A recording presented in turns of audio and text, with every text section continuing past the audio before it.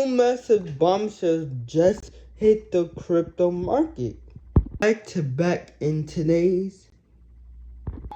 Together they can trigger a mega pump, something that we never seen all year. The biggest crypto buying spree just hit the market, and it's happening now. I'm talking about billions of dollars being scooped up by public companies. Miners are refusing to sell, and whales announcing billion-dollar buys before they even happen. I'm talking about top of that, the total crypto market just broken a price of crypto discovery of $14 trillion. In this video, guys, in the next video, I'm gonna tell you exactly who's buying. But crypto is a big risk. This is content. This is educational content only. I advise you to look up before you get into crypto, and because crypto is a big risk. Numbers behind this move and why this wave of institutional capital could set off the rocket. So stay tuned, guys. Once you see the scale, once I tell you everything about this, you'll understand this more better. You definitely want to watch this video and the next video. Just wait till you hear what Fortune 5000 company just loaded up $131 million of Bitcoin. You wonder why the market's been on edge all week? Here's your answer. To get the full answer, like I said, watch this video and the next video. Today is the CPI day, and the numbers are in 2.7% year over year. It's under the forecast over 2.8%. That's technically lower than expected print in the last 3 times CPI dropped. Bitcoin moved 7 and 10% in just a few minutes. Historically, the pattern's been clear. And folks, congratulations, we just got the print we wanted. CPI is basically our monthly scorecard. Solar number like today's give the Fed a breathing room. It keeps the doors open for potential rate cut.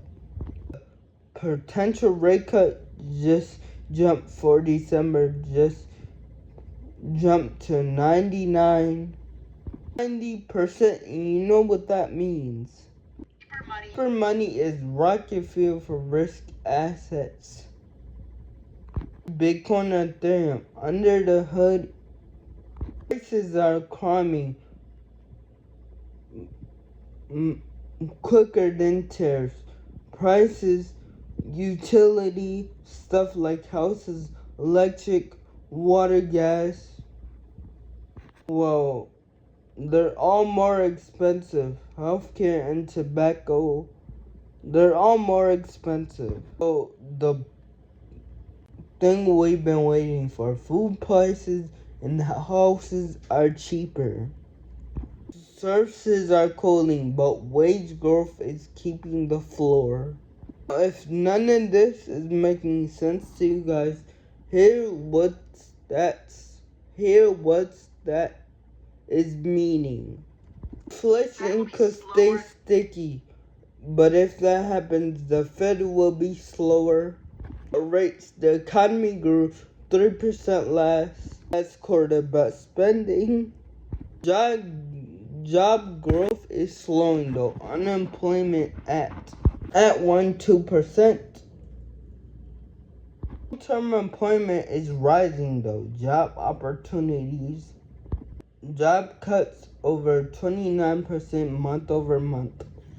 Even though from the bitter strange Trump administration, people are saying these numbers are like fabricated.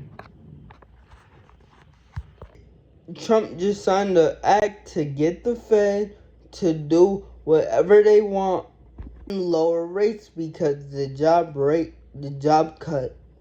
Even though CPI is not at the 2%, job cuts appear to be increasing, but which is what the Fed needs to pay.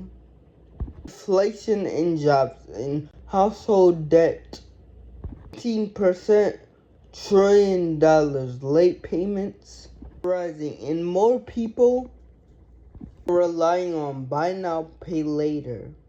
Science consumer is under pressure, which can make markets worse. Sensitive to bad news, but to Bitcoin and Ethereum, setup is crystal clear. A cool CPI opens the runway for rally because the Fed will likely cut rates, and given how the Fed has a dual mandate, keep inflation at 2%, whatever, in employment. So all eyes are on inflation. Meanwhile, Trump extended the chair strips deadline by 90 days. That's a delay on planned tax hikes of 45% and takes immediate inflation pressure. The next couple CPI prints, which means the markets focus on other drivers, but once the tariffs kick in, they could show up and push prices higher. But this is all part of the plan to keep prices lower and inflation, so we can get those rate cuts to start coming in.